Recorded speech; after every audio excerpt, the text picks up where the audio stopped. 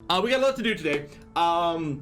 So I'm gonna get started right away on this. First of all, in case you didn't catch it in all the other bits and pieces, the Galactic Civilization 3 portion of the stream is a sponsored stream. And so there you go, sponsored by Stardog, I guess. I don't know, probably. That sort of thing. So, Galactic Civilization 3, I've played this before. Galciv is an interesting game that's got a story that goes back, like, I don't know, when was the first Galciv for, like, it was like for OS2 Warp or something, wasn't it? It was like a million years ago, which is crazy.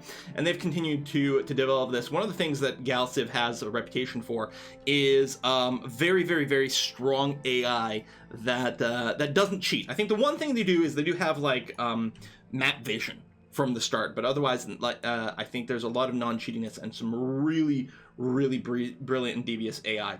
I don't know if this is actually true, but it sure as heck feels that way when I'm fighting against the AI in this game. It feels like they actually like try to like skirt around the vision of my star bases to do sneak attacks. It could just be that I'm not paying attention, but it sure feels that way sometimes. So this is Galactic Civilization 3, which I believe just today the Intrigue expansion dropped. I think I've got that right.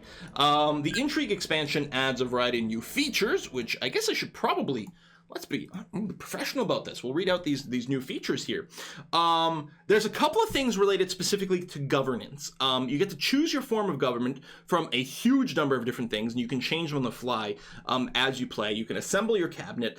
You can establish a commonwealth. So if you have a large empire and you don't want to micromanage all the bits of it, what you can do is you can sort of spin off part of your colonies as a commonwealth. It's a permanent alliance. It's permanent like subject state. So they're their own empire, but they're 100% always allied to you, for example, and run by the AI. So you get like, it's actually quite good because you get all kinds of like trading partner options, which is a really powerful and important thing in Galciv 3.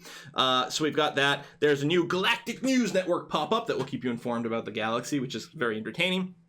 More technologies, planetary improvements, weapons, and more, they say. Now, I haven't played enough Galciv regularly to really be able to play and be like, oh, that's new or that's not new, especially with all the other expansions that have come out for it. So unfortunately, I can't really commentate on that too well and too closely. And there's an updated Galactic Bazaar, including this market, which allows you to buy and sell various resources here. Doesn't this guy look kind of cool? I mean, he's got like eye sockets, but no eyes. I don't exactly know what's going on. But he does look really cool. Snazzy suit. I like it a lot. So you can go and trade resources, and the prices fluctuate, I believe, based on what people are kind of buying and selling throughout the game over here. So one of the other things about this game, if you've never played it, so this is like, you know, it's a 4X game. It's about exploration, expansion, something, and extermination. Damn it, what is the fourth X? Xylophone. It's about xylophone. And one of the things with this is the map is huge. This, I believe, like, there's like 7 or 8 different map sizes, and I think this might be map size like 3. Like, this is nowhere close to the biggest. Exfoliation. Yep, that's another one. Yep. Exploit. Yeah, right. Explore, expand, exploit, exterminate. I still like xylophone and exfoliation. We'll have to come up with like our alternate 4X options here.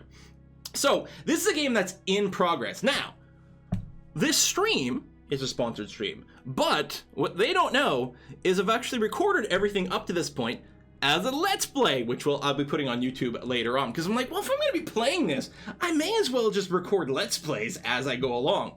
I am playing the Onyx Empire, as I believe the name of my actual faction here. Now, the Onyx Hive. Now, you can customize a lot of things about your nation. You can make one completely from scratch, but I decided to go with one of the existing ones. They're kind of interesting because they're like they're a silicon base kind of worm-like species with a lot of cybernetic stuff.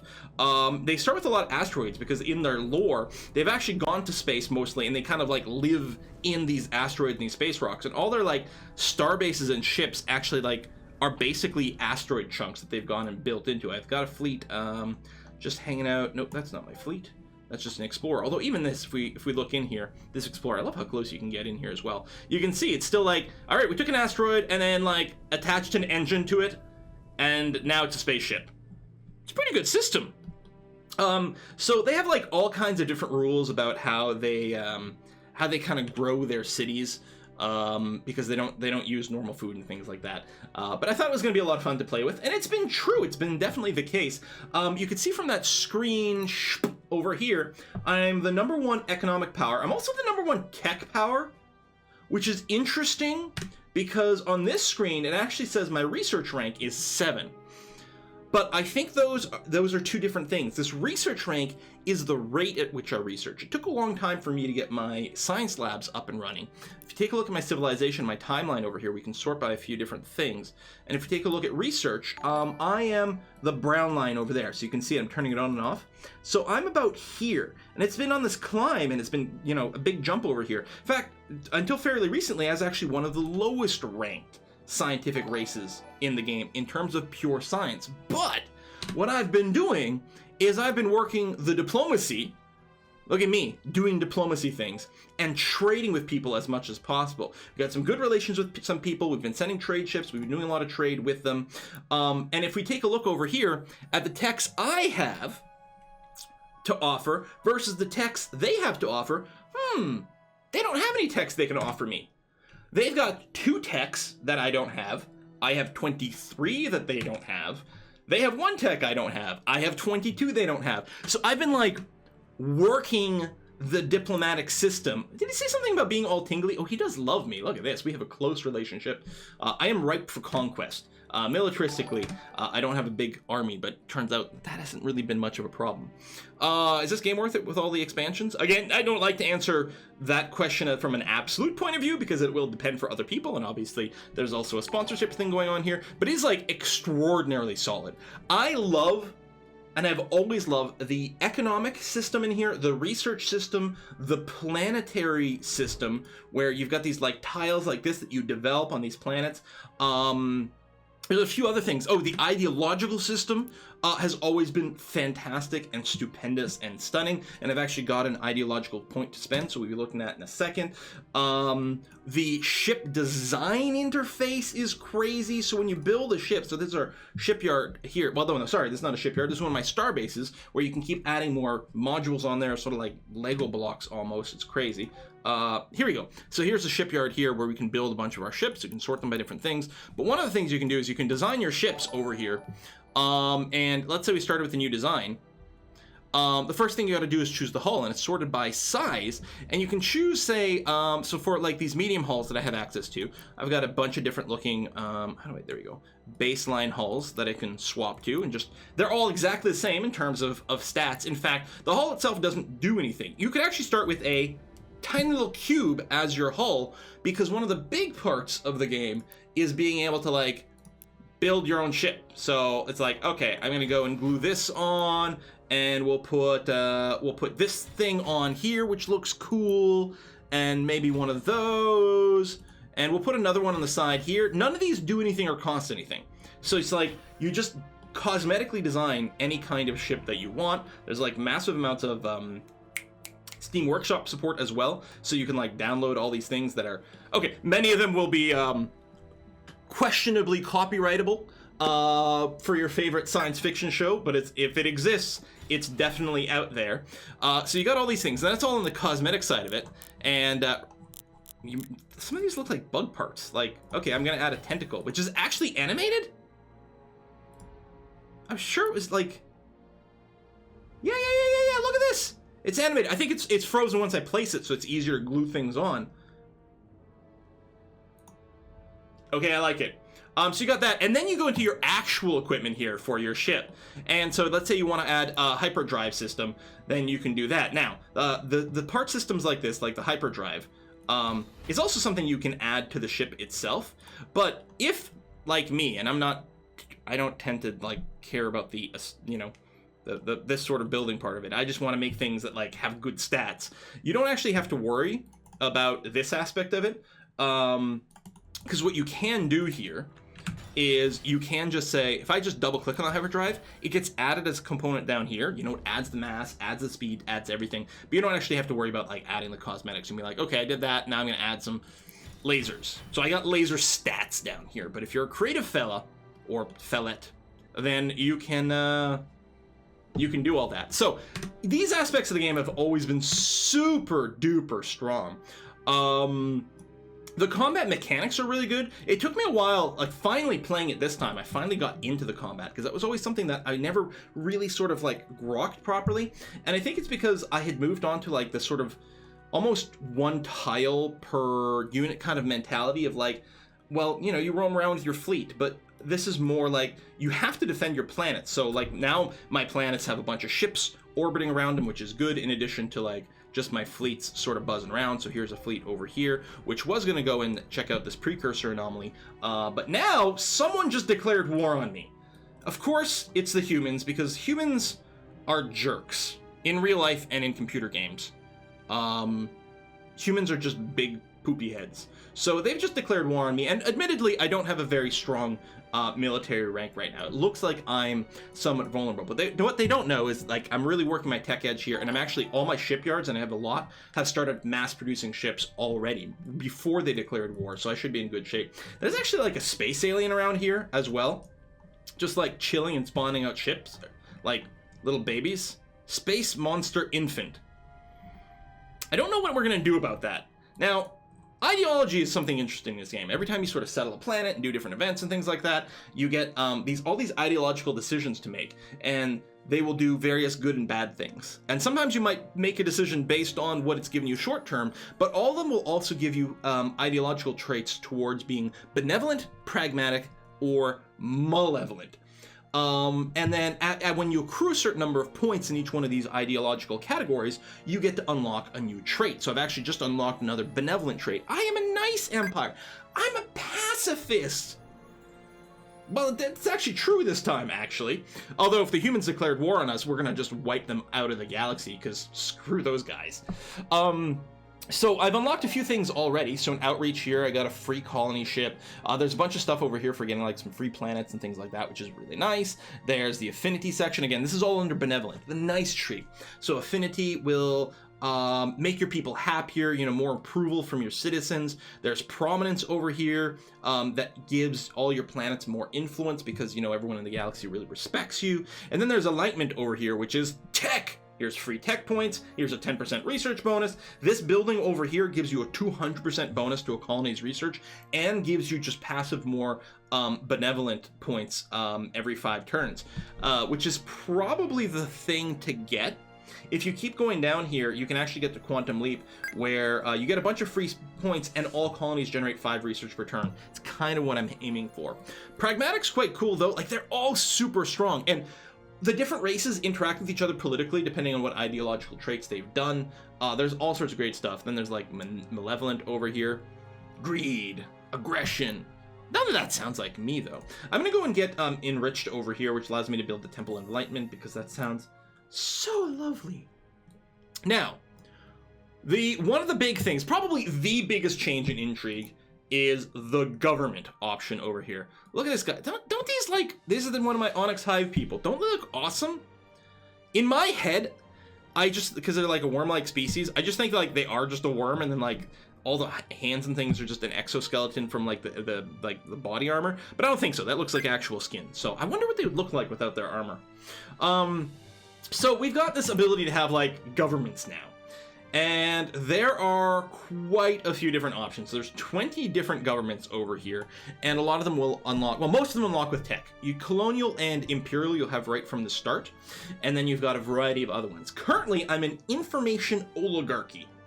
By harnessing the power of our communication network, we have discovered that we don't need a perfect government to make our citizens happy. We only need the propaganda of a perfect government.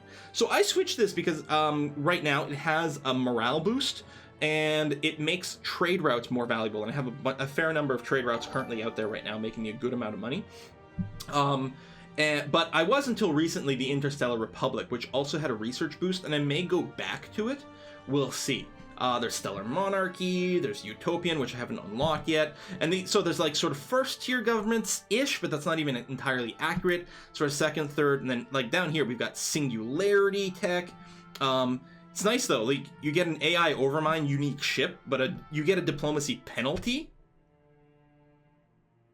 There's no elections on this one either. Some of these have elections and some don't.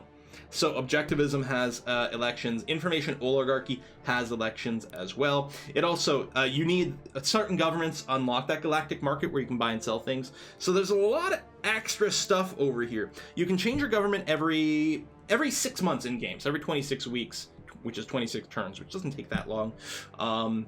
I like the emergency coalition here that you can do as well. While you run this, you get a 75% penalty to research, which is crazy.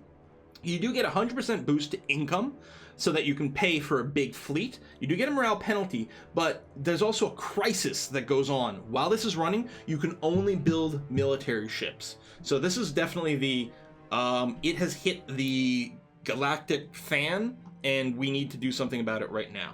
That being said, even though these puny humans have declared war on me, I feel generally okay. They did it, I think, because it was mostly an opportunistic thing. I'm also not currently, I think, I wasn't sending any trade routes to them, so they didn't like me quite as much as some other people. I think they were jealous, to be honest. Now, this dashed line over here, this is actually the limit of my normal ship range, I believe, without any special, like, life support systems. So I can't get to much of their space, but the reverse is probably mostly true as well. I don't expect they can really do that much unless they've got some other crazy tech. Most of my planets have passive defenses. I've got star bases all over the place. A lot of these, so you build star bases to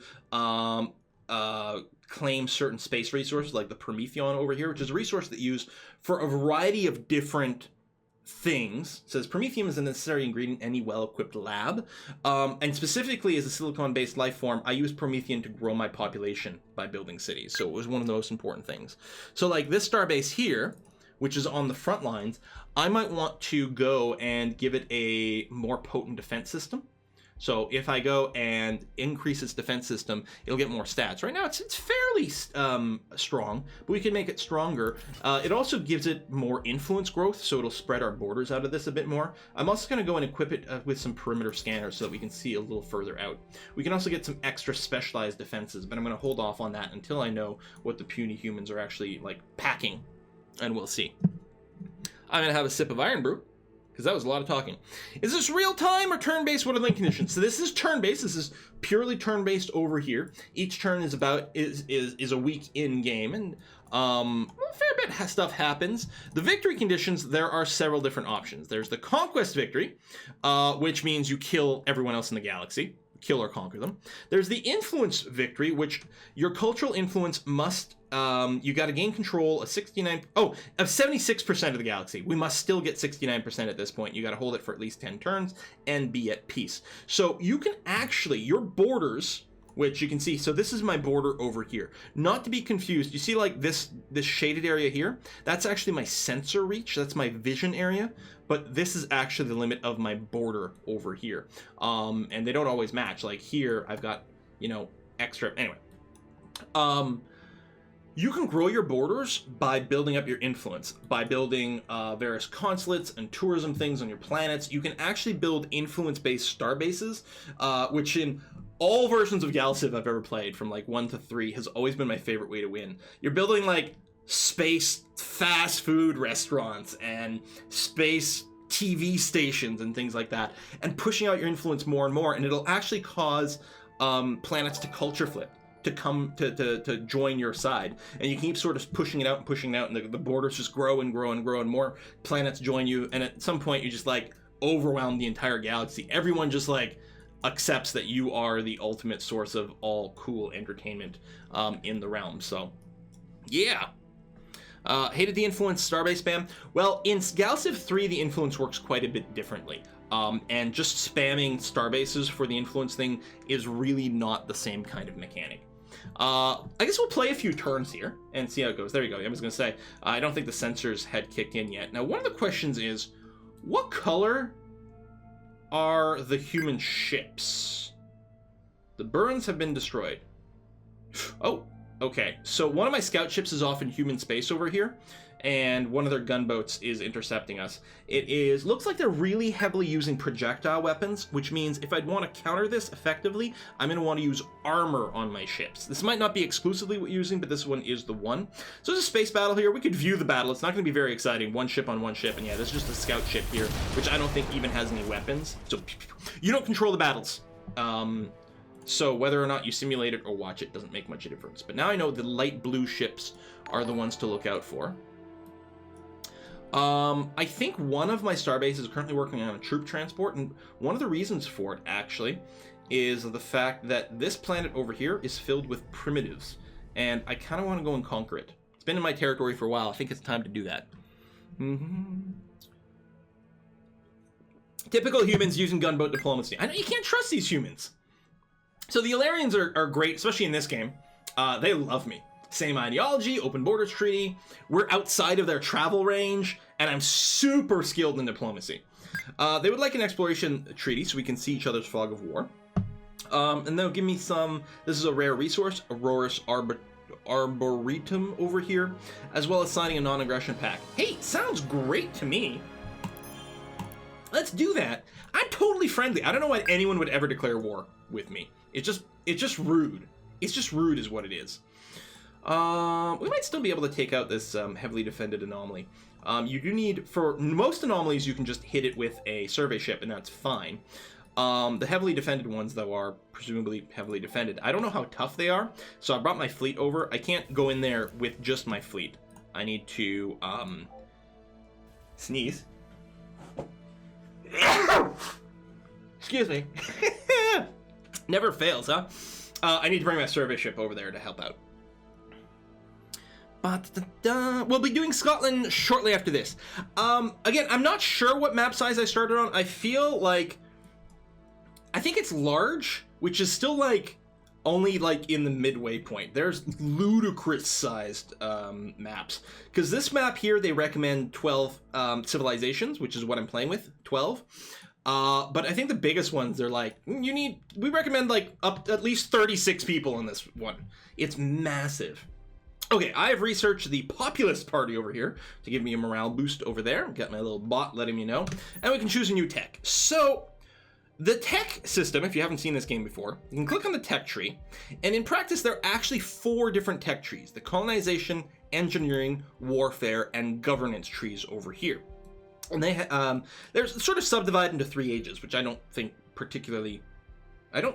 they have some sort of in-game mechanic for them. I think it's just organized in that way in general. And so in each one of these trees, you get a variety of different techs. And a lot of these are actually require you to make a choice of up to 3 different techs. So if we get to, what is this called? The approval focus. We have to choose what our approval focus will be, for example. Easy to please, easily distracted, or eager to please. For trade optimization, we'd have to choose trade route optimization or expanded trade. So there's some of those options. Now you can trade with other people. You can trade techs with people to fill in those missing gaps. If you choose one thing and they choose another, then maybe you could swap or something like that, which is kind of nice and lovely. I gotta check the tip jar in a second, which we will definitely do. So there's the 4 different areas there.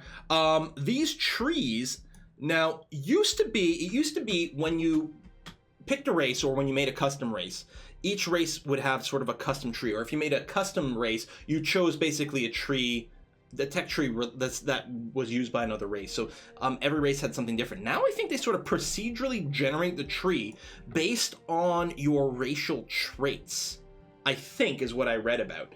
But in any case, it means that the tech trees here are not the same for everyone. Things are in different orders. Some races have different stuff. Some races, for example, have slavery. So there's like a whole branch of like slavery related stuff and all that jazz.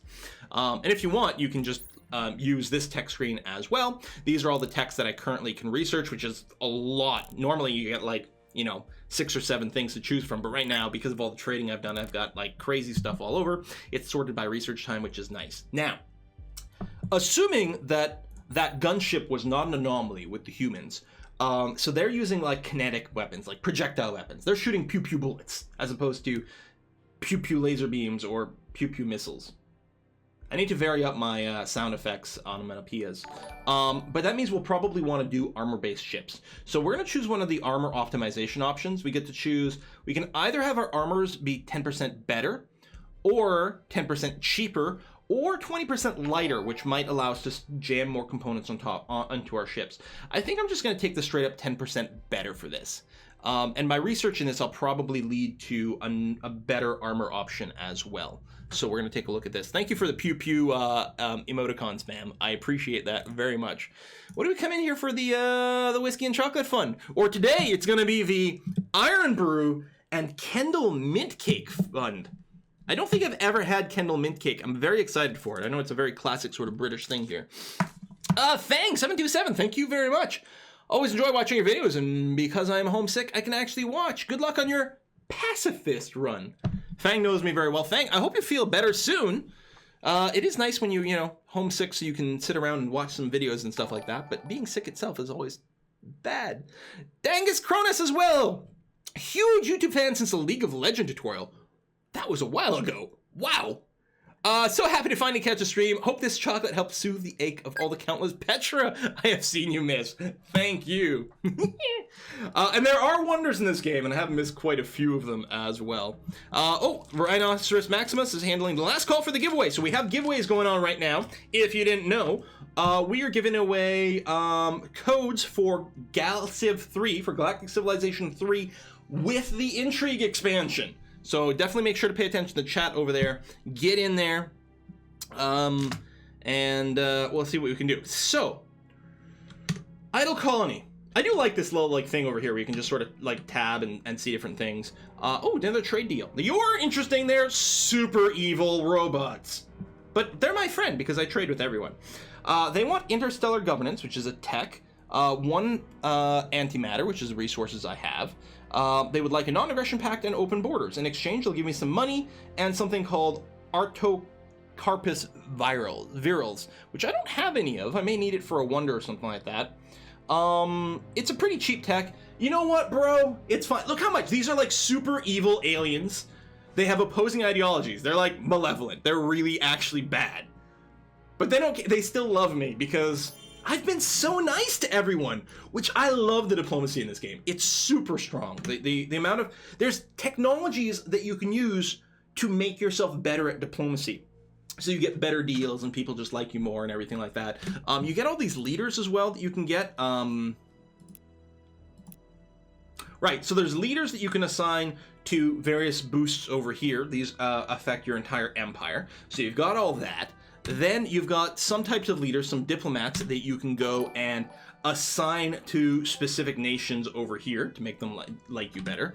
I'm personally doing a fair amount of espionage, or I have been, because the Onyx Hive actually starts with the espionage technology, so I've been stealing some technologies that way. Don't tell anyone though. I was like, oh my god. And you can also put the leaders on the planets. So on Onyx Prime here, this is my home world, which is also my research capital. I have some scientists planted there because they could have had something like plus 3% global bonus science, but on a planet it's plus 30% plus whatever, and they can actually level up and gain XP and do all kinds of stuff. All right, idle ship over here. Right, so I'm building a bunch of ships still in the queue. What I should probably do, I'm gonna move this ship to the front. I'm gonna go through my shipyards. And I'm gonna cancel. Yeah, you were never gonna build in like a million years. This is a shipyard without a lot of support. I'm just gonna make sure there's not too much in the queue. I'll let them finish whatever they're doing, but we're gonna design a new ship. And specifically, we're gonna design a ship, and I don't think it matters what kind of weapon we use. I'm kind of partial to missiles though. What we could do is I could take an existing sort of design, which I'll probably do. I'll use an existing design here, just to save me a little bit of trouble. So this is our, where was the name of it? I don't know. Anyway, this thing, which currently has 2 racks of Sparrow missiles. It has a point defense system, which is good against missiles, and stellar support, which increases ship range. So what I'm going to do is I'm just going to cancel out the point defense. So these are the design details over here. Basically, there are 3 types of weapons: beam, missile, and kinetics. I think that's what they call it. Yeah, which is, again, is like bullets. And 3 types of defenses, and they're all matched. So there's shield, which counters beams. There's point defense, which counters missiles, and there's armor, which counters kinetic attack. And since we know that the humans, or we suspect the humans, are using kinetic type weapons, we're going to go ahead and add some armor. So we have 2 options over here. We have hull plating and titanium plating. You can see that the titanium plating is worth 40 armor. Sorry. No, it's 2 armor rating as opposed to 1 armor rating. So the titanium plating's much better. It is a little heavier, but we have enough room, so there we go. So we are at 60 of 24 on here. I don't know if there's anything else that could fit on here.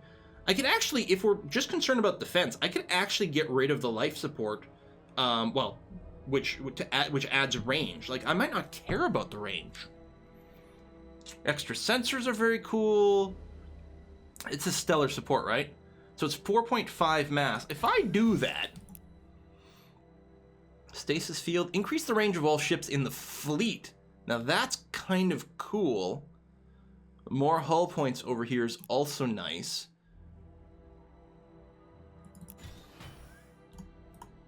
There we go. Exactly 64 of 64 hull space.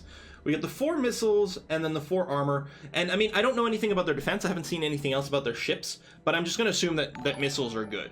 So I'm going to call this the, this is going to be the Twitcher.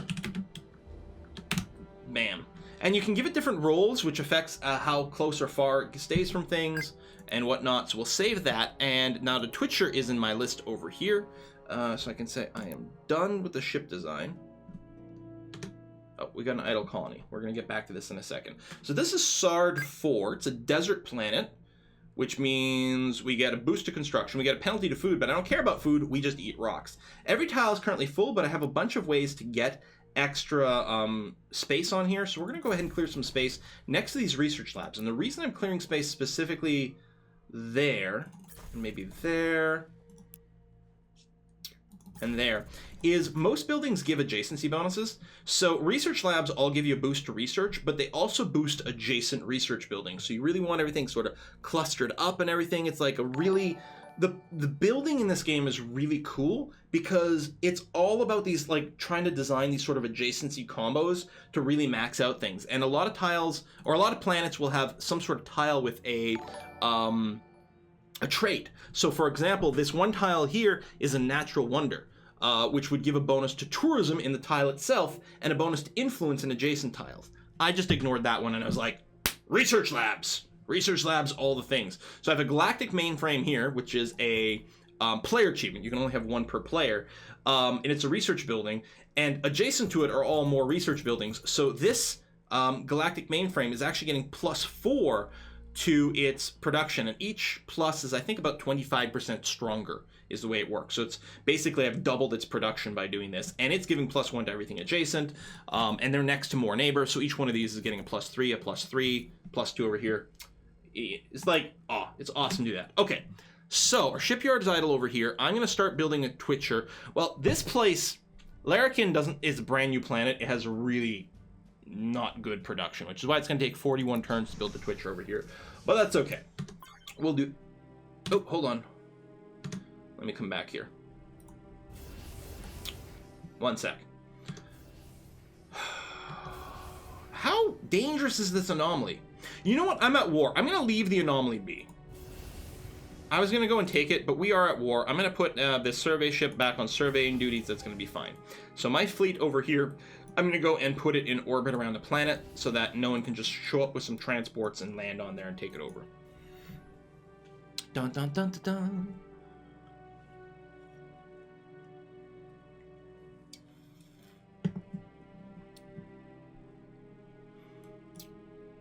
Oh, we got a new citizen. Okay, so every 10 turns, and I don't know if this is the same for everyone. I don't know if there's things that change this rate. Every 10 turns, you get a citizen. So I think this is this fellow over here. Higgle Slun. I don't know. And then you get to choose how this person specializes. Early on, mostly you get like administrator. Administrator points let you build more star bases and colony ships and things like that. Commanders are like your admirals for your ships. They run that. Spies get sent to, well, they can defend, but mostly I send them places to go and steal technologies for me. Diplomats can make people like you better, or they can increase local influence. I think I'm good on a commander. You know what? Actually, I think I'm going to grab one. I don't know how many I've got, but you can only have 1 per fleet. And so it probably is a good idea to grab another one, and then we'll go there. Inava 4 over here, it looks like I just cleared some space for some things. Let's see, how's our approval? Our approval is good, it's 100%. The way approval in this game works, each planet has a certain morale rating. You divide your morale rating by your population, and that's your approval. So I have like 3.3 morale for 3 units of population here, so that's crazy. I think I would like to grow. So because I'm a silicon-based life form, my cities are a little different. We don't really use food, but we can do that. Cities are great because they give +2 to all adjacencies. So if I put a city here, it'll give +2 to both these research labs, and it increases my population cap. Once this is built, our population cap will then become 3? +3, yeah. So I'll have a population cap of 6. More population just gives you more production of all the things, I think. So more population equals more stuff, which is really good. What are your taxes at? Yes, we'll talk about taxes in a second. All right. Our hope and religion are given free. You want me to give you a xenoarchaeology, and in exchange, you'll just give me some xanthium and open borders and stuff. No, and you don't have any tech. I'm sorry, it's not good enough. That is all. Taxes. So, tax rate over here. So you can tax your people and make more money. Right now, my weekly income is 51. If I brought my taxes down to 0, I'd be losing 115 BCs, I think. I don't know if they qualify in here. Anyway, we'd be losing 115 space bucks per week, which would be bad. I could go up to 100% here. The problem with this is taxes. Believe it or not, taxes do make people unhappy. This over here, this is my average happiness in my entire empire. Top right corner, it's at 29% currently. So I had it set to about 50%, like this. So I got 91% average. My people are very thrilled. If I bring up my planet list here or go to my civilization screen and check colonies, I can see all my approval on my planets. I've got quite a few that are sitting at 100%, and some of them, so the lowest here is Denizen at 69%. Part of it is because it already has a city, so its population grew. So it's got a base morale of 4.1 divided by almost 6 population, which is how we end up with a 69%. Also, at some point there was an event on this planet. There were these brain parasites, and you get to make some decisions about the event. There's like percentage chance of things going very wrong or very good. In this case, they went kind of badly, so I have a 25% penalty to my morale on this planet all the time. But we do have a celebrity over here, and celebrities give us a boost. We've got the Jits Pamanek.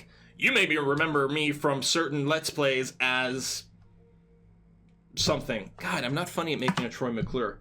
But yeah, so he's giving us a morale boost over here, and I could deploy some more citizens over here as well. The other thing you can do is build things like entertainment centers, and I in fact have a couple over here.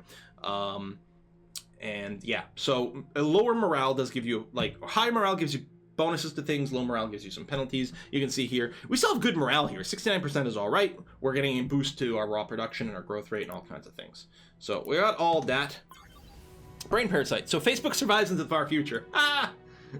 It's actually a great event. I've had it in some other games, and like, if you do it right, it turns the planet into like a massive research producer. It's just crazy. Oh, I just realized I sort of interrupted our look at the victory statuses earlier because we were talking about how influence works. But you can also win by technology, by unlocking Beyond Mortality, Precursor Understanding, Cultural Affinity, and building an Ascension Gate. You can also win an Ascension victory by collecting Aura points by controlling Ascension crystals.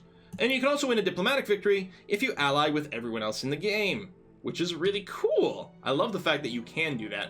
So I do actually have an Ascension Crystal. Yeah, right over here. This Ascension Crystal over here is being worked by this starbase right here.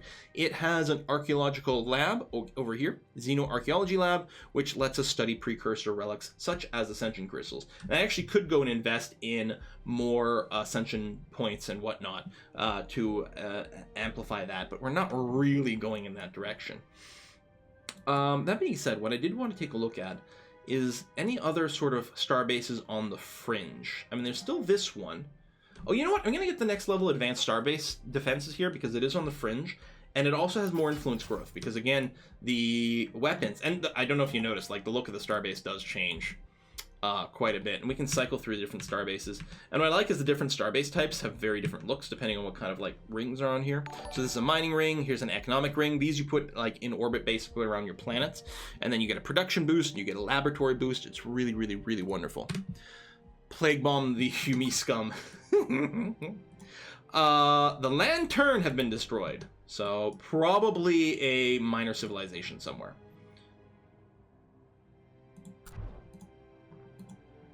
Did someone else go and conquer these guys? Alright, finish transport. We're going to load 5 legions on there. Yeah! Someone else went and conquered these guys who I was thinking about conquering. The thing is, they're right inside my borders, so almost certainly they're going to flip to me. Because my influence here is super high. And the colony is currently 0% in rebellion, but that's almost certainly going to grow. So someone went and conquered the primitives here. And probably I'm going to get this planet for free. I still wanted the transports to deal with, you know, the human scum. Hello, research. Reinforced armor tech. Excellent.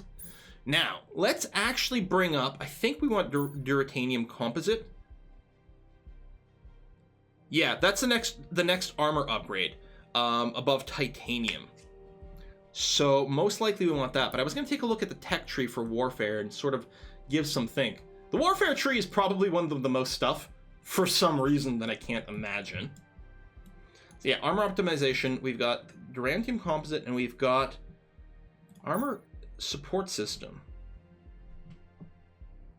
Oh, increases armor strength of all ships in the fleet. Having one of these capital ships with like one of these fields would be really good. Just a support ship in a fleet. Well, we'll start with the duratanium composite first, which I think is going to be important for these stupid humans. Let's go. We're building... I need antimatter to build the Twitcher? Why do I need antimatter to build the Twitcher? Some part on the Twitcher. Oh, it's the Sparrow missiles. Hang on. We're going to make a tweak on the Twitcher here, because we need antimatter for this. We could buy a bunch. Yeah, it's the enhanced missiles. We could use Sparrow rockets, which have a attack rating of 1.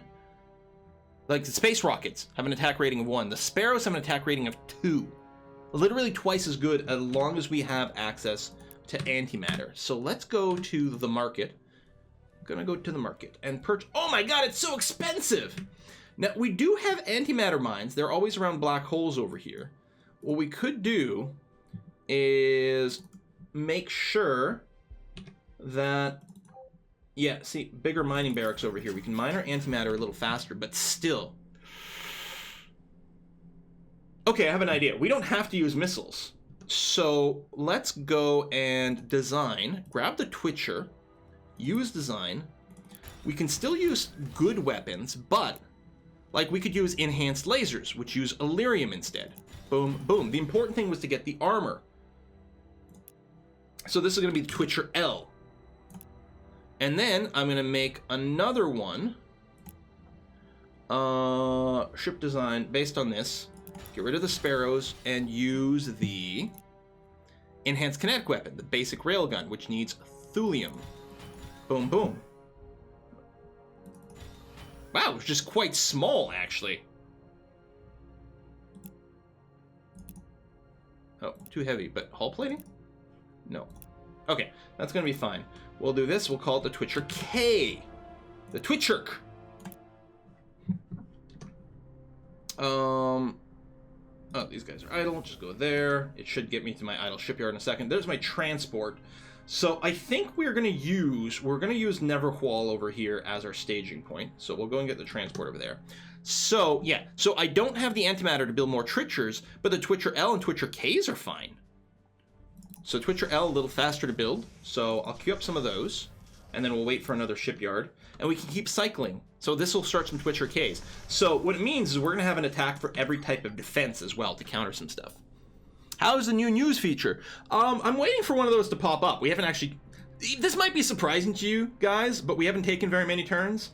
I know, it's shocking that on one of my streams we haven't gone through a lot of turns.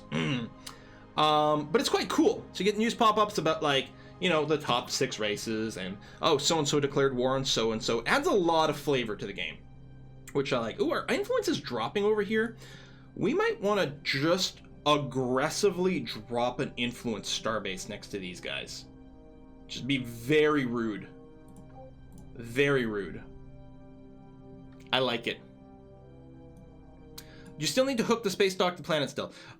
So there's two things with the space docks. One, you can unanchor them and move them around, and then you can anchor them back. They don't build while they're unanchored. One of the big things with the shipyards is they have sponsors. You can have up to, I thought it was 3. Maybe I got a tech for it that changed it. Apparently the limit right now is 5 for whatever reason. So planets can sponsor shipyards, i.e. planets will give their production to various shipyards. Every planet has social production, which is for like land buildings, and shipyard or starbase or shipyard production, which is for ships. And like, they're not shared or anything like that. So if a planet like Sard 4, for example, is currently not sponsoring a shipyard at all, which is pretty poor. So I may as well get Sard 4 to go and support the shipyard here, the Sard shipyard. Now you'll notice that some numbers are green and some numbers are white over here. The green ones mean they're within range, so they get 100% of the resources. These have a little bit of decay. INA 4 is far enough away that we're losing 12% of its military manufacturing because of distance. So it should be producing 12.5, or it is producing 12.5, but we're only getting 10.9 over here at the shipyard because of distance. So you can, you might want to move some shipyards to sort of min-max that. Some races have like longer range, or there's technologies, or I might actually be thinking of one of the pragmatic ideological traits that give you more range for that, which is pretty potent, as you can see. And you can also like build more shipyards and sort of move them around. So there's that sort of concept there, which is very neat. So that's one of the reasons Larrikin over here is building so slowly. In fact, what I could consider is, hey, any chance that Sard 4, no, it would do even worse here. Let's say maybe Sard 4 could send its production to the Larrikin shipyard, which is otherwise so poor. But no, it's pretty bad. Have I hooked up all of the... No. I have some asteroid fields over here that don't have mining bases. Costs 100 credits to do, but it will transfer extra production after it's built to the closest planet. So we can get production boost that way. That's actually very important to do. So we got our first Twitcher L. Excellent. I'm going to keep sending all the ships over here. You can set up rally points. You can filter rally points by type of ships. There's all this command screen over here. So you can be like, all ships of a certain type go somewhere. Either, you know, a planet or shipyard or waypoint if you've got one. It is very cool. You've got all kinds of ways to tune that. Lots of time saving, which is really good. We are basically, well, we've gone over our time for Galciv. Oh yeah, this jerk face. Hang on a sec. I'm going to get a constructor queued up over here, and I'm going to move it to the top of the queue. What I want to do is use the constructor to build a starbase right over here that's going to be an influence starbase, and try to push our borders there. I don't really have it set up to be like an influence-based, like, empire here, but we'll see. Onyx Prime is got nothing in its manufacturing queue. We've got nothing really to build right now. I could swap something for something, but I think what we'll do is just get it to like, I'm going to get to 8 economy at this point. It's not that much research out of there, and some money to spend would be good. Same thing here. We'll just get economy boost because we can use that to speed things up. We will, I don't know, here. A little bit of everything over at these shipyards. And oh yeah, I still had a bunch of these rangers in the queue. They use missiles. They have no... they had shields for some reason, which I don't think we're going to need. So the humans never did show their ugly, ugly faces, their stupid, stupid faces in our territory.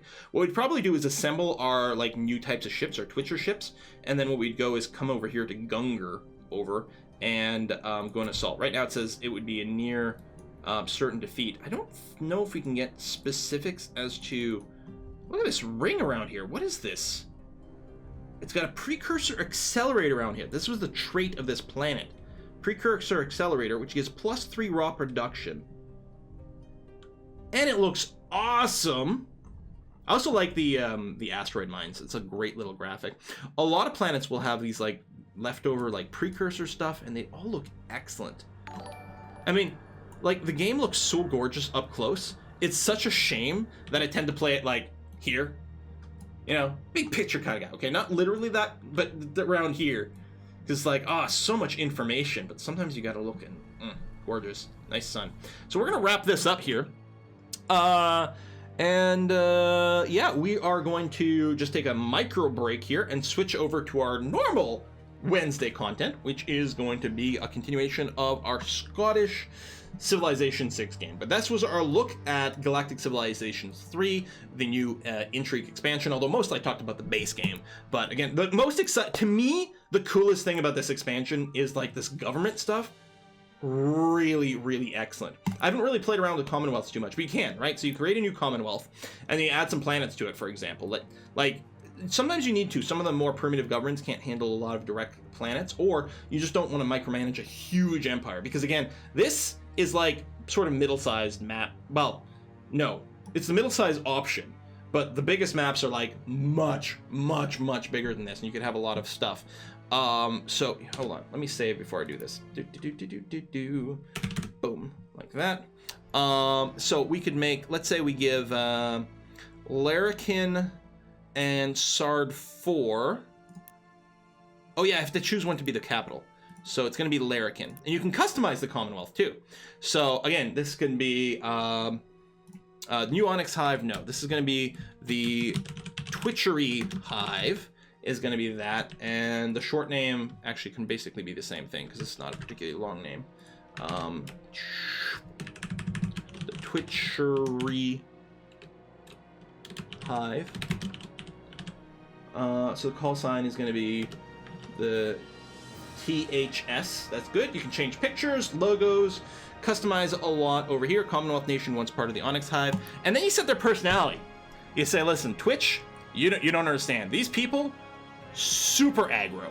So their big thing, they're not diplomatic, they're not traders. They are going to be aggressive expansionists. They're also opportunistic. So if they see weakness, they go for it. Their priority, first priority is going to be ship construction. And then it's going to be technology. So, and then you can add descriptions and stuff. So you just made your own custom civilization mid-game here. You don't get to like tweak the traits because they're still, you know, Onyx Hive people. Could have thrown oh, and then I gotta hit done. Oh, there we go, capital.